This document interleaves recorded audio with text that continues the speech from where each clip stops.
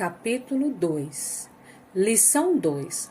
Por que possibilitar a proficiência financeira? Não importa quanto dinheiro você faz, mas quanto conserva. Em 1990, Mike assumiu o império do seu pai e está fazendo de fato um trabalho melhor do que o dele. Encontramos-nos uma ou duas vezes ao ano no campo de golfe. Ele e sua mulher são muito mais ricos do que você possa imaginar. O império do pai rico está em excelentes mãos e Mike está agora preparando seu filho para ocupar seu lugar, tal como seu pai nos preparou. Em 1994, me aposentei. Eu estava com 47 anos e minha mulher Kim com 37. A aposentadoria não significa deixar de trabalhar. Para minha mulher e para mim, quer dizer que, se não houver mudanças cataclísmicas inesperadas, podemos trabalhar ou não, e nossa riqueza continuará aumentando automaticamente, ficando bem à frente da inflação. Acho que isso representa liberdade. Nossos ativos são suficientemente grandes para crescer por si próprio. É como plantar uma árvore. Você a rega durante anos e então um dia ela não precisa mais disso. Suas raízes são suficientemente profundas. Então a árvore lhe proporciona sombra ao seu bel prazer. Mike optou por dirigir seu império e eu por me aposentar. Sempre que faço palestras, as pessoas perguntam o que lhes aconselho ou o que deveriam fazer. Como começar? Há algum bom livro que possa recomendar? O que deveria fazer para preparar meus filhos? Qual é o segredo do sucesso? Como ganhar milhões? A cada vez que ouço essas questões, lembro-me da seguinte história: o homem de negócios mais rico. Em 1923, um grupo dos nossos maiores e mais ricos líderes do mundo dos negócios participou de um encontro no hotel Edgewater Beach, em Chicago. Entre eles estavam Charles E. Schwab, presidente da maior siderúrgica independente, Samuel Insull, presidente da maior empresa de energia elétrica, Howard Hampson, presidente da maior empresa fornecedora de gás, Ivar Kreuger, presidente da Internacional Metco, uma das maiores empresas da época. Leon Fraser, presidente do Banco de Compensações Internacionais, BIS, Richard Whitney, presidente da Bolsa de Valores de Nova York, Arthur Compton e Jesse Livermore, dois dos maiores especuladores de ações, e Albert Fall, um membro do gabinete do presidente de Yard. E 25 anos depois, 9 deles terminaram da seguinte forma: Schwab morreu sem um centavo, depois de viver 5 anos à custa de empréstimos. Insull morreu falido em um país estrangeiro. Kreuger e Compton também morreram falidos. Hobson ficou louco. Whitney e Albert Fall tinham acabado de sair da cadeia. E Fraser e Livermore cometeram suicídio. Duvido que alguém possa dizer o que realmente aconteceu com esses homens. Se olhar a data da reunião, 1923, foi antes da crise da Bolsa de 1929 e da Grande Depressão, o que desconfio deve ter provocado um grande impacto sobre esses homens e suas vidas. O interessante é, hoje vivemos em tempos de mudanças maiores e mais aceleradas do que esses homens experienciaram. Suspeito que, nos próximos anos, haverá muitos auges e quedas como os enfrentados por eles. Estou muito preocupado com o fato de que as pessoas se preocupam excessivamente com dinheiro e não com sua maior riqueza, a educação. Se as pessoas estiverem preparadas para ser exíveis, mantiverem suas mentes abertas e aprenderem, se tornarão cada vez mais ricas durante essas mudanças. Se pensarem que o dinheiro resolverá seu problema, receio que terão dias difíceis. A inteligência resolve problemas e gera dinheiro. Dinheiro sem inteligência financeira desaparece depressa. A maioria das pessoas não percebe que na vida não importa quanto dinheiro você faz, mas quanto conserva. Todos ouvimos histórias de ganhadores de prêmios na loteria que eram pobres, enriqueceram subitamente e voltaram a ser pobres. Ganham milhões e logo voltam à estaca zero. Ou histórias de atletas profissionais que aos 24 anos ganham milhões de dólares ao ano e que aos 34, apenas 10 anos depois, estão dormindo embaixo da ponte. Eu me lembro da história de um jovem jogador de basquete que há um ano ganhou milhões. Hoje, com apenas 29 anos, ele diz que seus amigos, advogado e contador, levaram seu dinheiro e foi forçado a trabalhar lavando carros por um salário mínimo.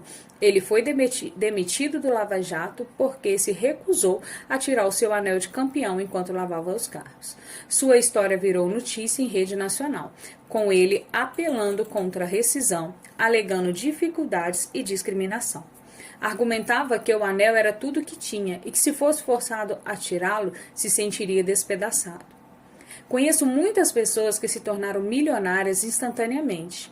E embora que feliz de ver as pessoas enriquecendo, só posso advertir que, longo prazo, não importa muito o quanto você ganhou, mas o quanto conservou e por quantas gerações isso pode ser mantido. Assim como as pessoas perguntam como devo começar ou diga-me como enriquecer rapidamente, frequentemente ficam muito desapontadas com a minha resposta. Eu simplesmente lhes digo que meu pai rico me falou quando eu era um moleque. Se quiser ficar rico, você precisa se tornar financeiramente proficiente. A ideia era martelada na minha cabeça toda vez que nos encontrávamos. Como já disse, meu pai instruído destacava a importância da leitura de livros, enquanto meu pai rico ressaltava a necessidade de ser financeiramente proficiente. Se quiser construir um Empire State Building, a primeira coisa a fazer é cavar profundamente o terreno e construir alicerces sólidos. Se for construir uma casa na periferia, tudo o que tem a fazer é assentá-la em uma laje de concreto de 15 centímetros. A maioria das pessoas, em sua ânsia de enriquecer, tenta construir um Empire State Building sobre uma laje de 15 centímetros. Nosso sistema escolar, por ter sido criado na era agrícola, ainda acredita em casas sem alicerces. Chão de terra batida ainda está em moda. Assim, a garotada sai da escola sem qualquer arcabouço financeiro. Um dia, insones e endividados no subúrbio, vivendo o sonho americano, decidem que a resposta para os seus problemas financeiros está em achar um meio de enriquecer rapidamente. Começa a construção do arranha-céu. Ele sobe rapidamente, mas logo, em vez de um Empire State Building, temos a torre inclinada dos subúrbios, de volta às noites insones. No meu caso e no de Mike, quando adultos, as nossas escolhas foram possíveis porque fomos ensinados a construir sólidos alicerces quando éramos apenas crianças. A contabilidade possivelmente é um dos assuntos mais confusos e enfadonhos do mundo, mas se quiser ser rico em longo prazo, ela pode ser crucial. Para o pai rico, a questão é como pegar uma questão tediosa e caótica e ensiná-la às crianças. A solução é ensiná-las de forma simples por meio de imagens. Os ricos adquirem ativos, a classe média e baixa adquirem passivos pensando que são ativos. Meu pai rico construiu um sólido alicerce financeiro para Mike e para mim. Já que éramos apenas crianças, ele criou uma forma muito simples de ensinar. Durante anos, ele apenas fazia desenhos e usava palavras. Mike e eu entendíamos os desenhos simples, o jargão, o movimento do dinheiro. E então, anos mais tarde, o pai rico começou a incluir os números. Hoje, Mike domina uma análise contábil muito mais complexa e sofisticada porque precisa controlar o seu império. Eu não sou tão sofisticado porque o meu império é menor. Contudo, ambos partimos do mesmo alicerce básico. Nas páginas que se seguem, apresento as mesmas figuras simples que o pai de Mike criou para nós. Embora simples, esses desenhos ajudaram a orientar dois garotos na construção de uma grande riqueza embasada em uma fundação sólida e profunda. Regra número 1. Você precisa entender a diferença entre um ativo e um passivo e comprar ativos. Se deseja ser rico, isso é tudo o que precisa saber. É a regra principal. É a única regra. Isso pode parecer absurdamente simples, porque não se tem ideia do quanto é complexa. A maioria das pessoas tem dificuldades financeiras porque não conhece a diferença entre um ativo e um passivo. Os ricos adquirem ativos. A classe média e baixa adquirem passivos pensando que são ativos, disse o pai rico. Quando o pai Rico explicou isso para Mike e para mim, pensamos que estivesse brincando. Lá estávamos, quase adolescentes, esperando pelo segredo do enriquecimento, e era essa a resposta. Era tão simples que precisamos parar um longo tempo para pensar a respeito. O que é um ativo? Perguntou Mike. Não se preocupe agora, disse o pai Rico. Deixe a ideia amadurecer. Se puder entender a simplicidade, sua vida terá um rumo e será fácil do ponto de vista financeiro. É simples. É por isso que não costumam prestar atenção. O Senhor quer dizer que tudo que precisamos conhecer são ativos, comprá-los e então ficaremos ricos? Perguntei. O pai Rico balançou a cabeça afirmativamente. É simples assim. Se é tão simples, por que todos não ficam ricos? Perguntei. Meu pai Rico sorriu. Porque as pessoas não sabem distinguir um ativo de um passivo.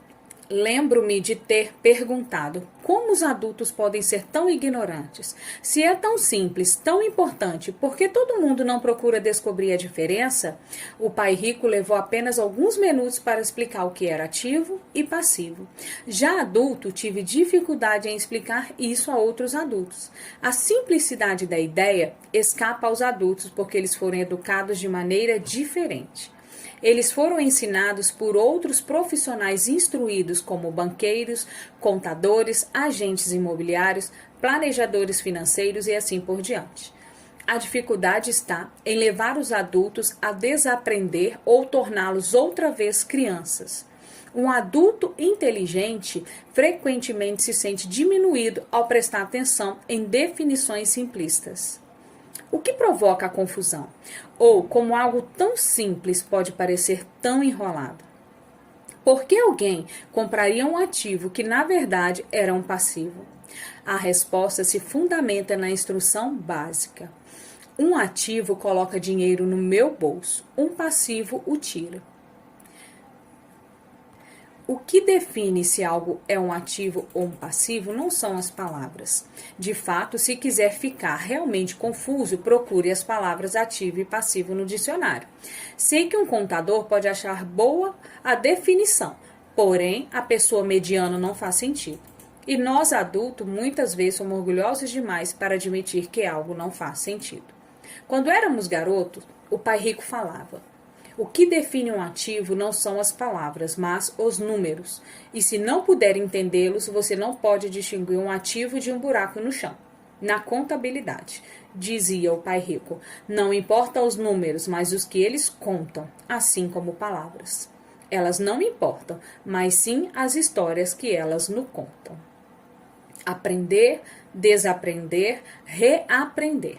Essa citação do visionário Alvin Torrent, o que o pai Rico me disse há 2 décadas. Os iletrados do século XXI não serão os que não leem ou escrevem, mas os que não conseguem aprender, desaprender e reaprender. Se quiser ficar rico, você tem que ler e entender os números. Ouvi meu pai Rico repetir isso 1000 vezes e também aprendi. Os ricos adquirem ativos e os pobres e a classe média passivos. Aqui está a maneira de distinguir ativo de passivos. A maioria dos contadores e profissionais de finanças não concorda com as definições, mas desenhos simples foram o início de uma base financeira sólida para 2 garotos. A caixa de cima é uma demonstração financeira, muitas vezes chamada de demonstração de lucros e perdas, mede a renda e as despesas, o dinheiro que entra e que sai. O diagrama inferior é um balanço patrimonial. É assim chamado porque representa o equilíbrio entre ativo e passivo. Muitos novatos nas finanças não conhecem a relação entre a demonstração financeira e o balanço patrimonial, e o entendimento dessa relação é vital. Como disse anteriormente, meu pai Rico dizia para 2 garotos que ativos põem dinheiro no seu bolso, prático, simples e funcional. Agora que os ativos e passivos foram definidos em diagramas, pode ficar mais fácil o entendimento das palavras. Um ativo coloca dinheiro no meu bolso, independentemente de eu trabalhar ou não. Um passivo o tira. Isso é o que realmente você precisa saber. Se quer ser rico, simplesmente passe sua vida comprando ativos. Se quer ser pobre ou pertencer à classe média, adquira passivos. A improficiência, tanto de palavras quanto de números, é a base das dificuldades financeiras. Se as pessoas têm problemas com finanças, existem dados que não podem ler, sejam palavras ou números. Os ricos são ricos porque possuem um nível de proficiência superior aos das pessoas com dificuldades financeiras. Se quer ficar rico e conservar sua fortuna, é importante ser proficiente do ponto de vista financeiro, tanto em palavras quanto em números. As setas nos diagramas representam os movimentos do dinheiro ou fluxo de caixa. Números dizem poucos, palavras também. É a história que conta. Nas demonstrações financeiras, a leitura dos números é a busca pelo enredo, pela trama, a história de onde o dinheiro está indo. Em 80% das famílias, a trajetória financeira é um percurso de trabalho árduo na tentativa de progredir. Não porque não ganhem dinheiro, mas porque passam suas vidas comprando passivos em vez de ativos. Esses diagramas estão obviamente bastante simplificados. Todos têm despesas de subsistência, necessidades de alimentação, moradia e vestuário. Os diagramas mostram o fluxo de caixa na vida de pessoas pobres, de classe média e rica. O fluxo de caixa conta a história de como uma pessoa lida com o dinheiro. O fluxo de caixa conta uma história de como uma pessoa lida com o dinheiro. A razão por que eu comecei com a história dos homens mais ricos nos Estados Unidos é ilustrar a falha quando se acredita que o dinheiro vai resolver todos os problemas. É por isso que me encolho sempre que ouço as pessoas me perguntarem como enriquecer mais rápido ou por onde devem começar. Muitas vezes ouço: estou em dívida, então preciso ganhar mais dinheiro. Porém, mais dinheiro nem sempre resolve o problema. Na verdade, pode até aumentá-lo. O dinheiro muitas vezes expõe nossas falhas humanas. É como holofote sobre aquilo que desconhecemos. É por isso que, com muita frequência, uma pessoa que tem um ganho súbito de dinheiro, uma herança, um aumento salarial ou um prêmio na loteria, volta rapidamente ao mesmo caos financeiro, ou até pior, que se encontrava antes de receber o montante. O dinheiro só se acentua padrão de fluxo de caixa que está em sua mente. Se seu padrão for gastar tudo o que ganha, o mais provável é que um aumento de renda apenas resulte em mais despesas. Como se diz popularmente, um tolo e seu dinheiro fazem uma grande festa. Repeti inúmeras vezes que vamos à escola para adquirir habilidades acadêmicas e profissionais, ambas muito importantes. Aprendemos a ganhar dinheiro com elas. Na década de 1960, quando eu frequentava o ensino médio, se alguém fosse bem-sucedido academicamente, quase imediatamente imaginava-se que esse estudante brilhante se tornaria um médico, porque era uma profissão que prometia a maior recompensa financeira. Hoje, os médicos enfrentam dificuldades financeiras que eu não desejaria aos meus piores inimigos. Seguradoras controlando os negócios, cuidados de saúde administrativos, intervenção governamental e processos por erro médico. Atualmente, as crianças querem ser atletas famosos, estrelas de cinema e rock, misses e CEOs, porque a fama, o dinheiro e o reconhecimento estão nessas carreiras. Eis o motivo porque é tão difícil motivar a garotada na escola. Eles sabem que o sucesso profissional já não depende apenas do êxito acadêmico, como em outros tempos. O que falta em sua educação não é saber como ganhar dinheiro, mas como gastá-lo. O que fazer com ele depois de ganhá-lo? É o que se chama aptidão financeira. O que você faz com o dinheiro depois que o ganha? Como evitar que as pessoas lhe tomem o dinheiro? Quanto tempo você o conserva e o quanto dele trabalha para você? A maioria das pessoas não descobre o motivo das suas dificuldades financeiras porque não entende os fluxos de caixa. Uma pessoa pode ser muito instruída, bem-sucedida profissionalmente e ser improficiente do ponto de vista financeiro. Essas pessoas muitas vezes trabalham mais do que seria necessário porque aprenderam a trabalhar arduamente, mas não fazer o dinheiro trabalhar para elas. Como a conquista de um sonho financeiro se torna um grande pesadelo. A visão cinematográfica de pessoas trabalhadoras tem um padrão definido. Recém-casados, jovens altamente instruídos, felizes, mudam-se para os seus pequenos apartamentos alugados. Imediatamente percebem que estão poupando dinheiro, porque dois podem viver com quase a mesma despesa de um. O problema é que o apartamento é apertado. Decidem então economizar, para comprar a casa dos seus sonhos e ter filhos. Eles têm duas rendas e se concentram em suas carreiras. Suas rendas começam a aumentar. A principal despesa para a maioria são os tributos. Muitas pessoas pensam que se trata do imposto de renda, mas para grande parte dos norte-americanos o que pesa mais é a previdência social. Para o empregado, parece que a contribuição para a previdência social combina com a do Medicare, que é de cerca de 7,5%, mas na verdade é de 15%, porque o empregador deve dar uma contrapartida do mesmo montante. Essencialmente, esse é um dinheiro que o empregador não pode pagar a você. Além disso, você ainda paga imposto de renda sobre a quantia deduzida do seu salário para a Previdência Social, renda que você nunca recebeu, porque foi transferida ainda na fonte. Programas de impostos e direitos. Os impostos em todo o mundo estão cada vez mais altos, uma vez que as demandas sociais exigem tributos maiores sobre propriedades, renda e venda, que é o chamado valor agregado. As rendas mais elevadas criam ainda o escalonamento da alíquota sem aumento real. À medida que as taxas se tornam progressivas, acentuadas, para arcar com serviços sociais ou direitos, hoje o governo enfrenta sérios desafios com os programas assistencialistas como a Previdência Social e o Medicare indo à insolvência. Voltando ao caso do jovem casal, em consequência do aumento de suas rendas, eles resolvem comprar a casa de seus sonhos.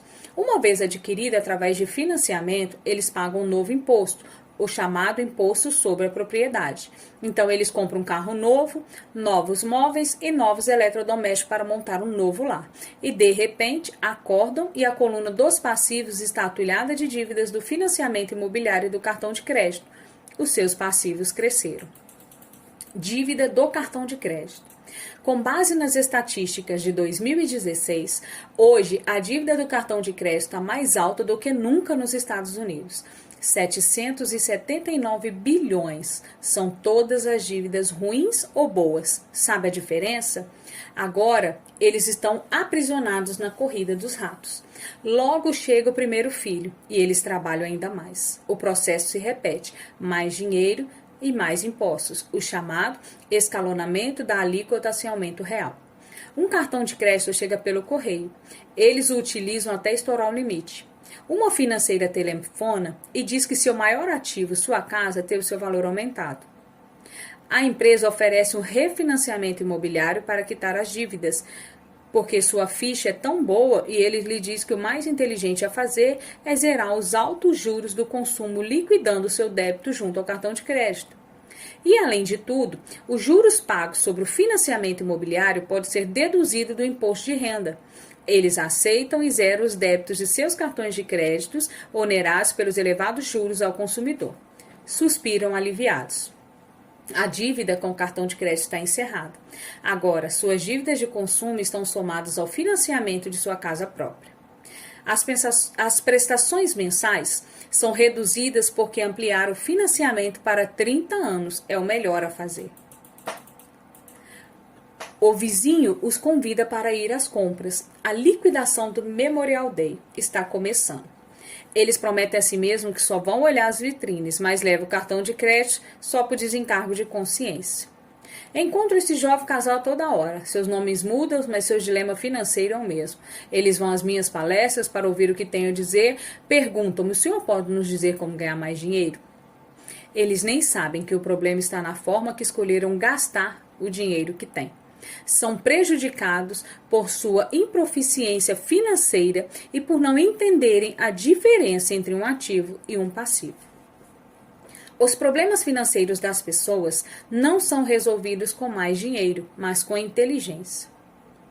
Um amigo meu costuma repetir uma frase para as pessoas endividadas: se você descobrir que se enterrou em um buraco, pare de cavar. Quando criança, meu pai pobre dizia frequentemente que os japoneses conheciam 3 poderes: o da espada, o das joias e o do espelho.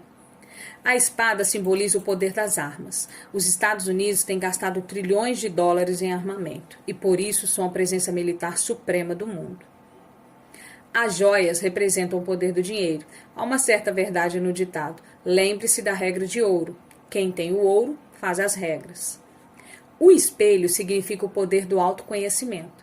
Esse poder, de acordo com a lenda hiponômica, o mais apreciado dos três. Com muita frequência, os pobres e a classe média permitem que o poder do dinheiro os controle.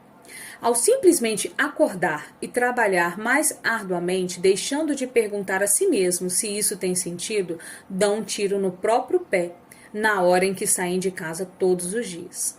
Por não entendê-lo plenamente, a maioria das pessoas permite que o enorme poder do dinheiro exerça o controle sobre elas. Uma pessoa pode ser altamente instruída e bem-sucedida em sua carreira, mas financeiramente improficiente. Se usassem o poder do espelho, teriam se perguntado: isso tem sentido? Com muita frequência, em vez de confiar em sua sabedoria íntima, a maioria das pessoas acompanha a multidão. Fazem apenas o que todos fazem. Conformam-se em vez de questionar. Muitas vezes repetem sem pensar o que lhes foi dito. Diversifique. Sua casa é um ativo. Sua casa é o seu maior investimento. Você terá uma redução nos impostos endividando-se mais. Consiga um emprego seguro. Não assuma riscos. Disse que para muitas pessoas, o medo de falar em público é maior do que o da morte. De acordo com psiquiatras, ele é provocado pelo medo do ostracismo, de aparecer, das críticas, do ridículo e se tornar um pata. O medo de ser diferente impede que muitas pessoas busquem novas formas de resolver seus problemas. É por isso que meu pai instruído dizia que os japoneses davam maior valor ao poder do espelho, porque somente quando nós, como seres humanos, nos olhamos no espelho, encontramos a verdade. E a principal razão pela qual as pessoas dizem procure segurança é o medo. Isso vale para tudo: esporte, relacionamento, carreira ou dinheiro. É esse mesmo medo do ostracismo que leva as pessoas a se conformar e a não questionar opiniões aceitas ou tendências generalizadas. Sua casa é um ativo. Faça um empréstimo consolidando suas dívidas e livre-se delas.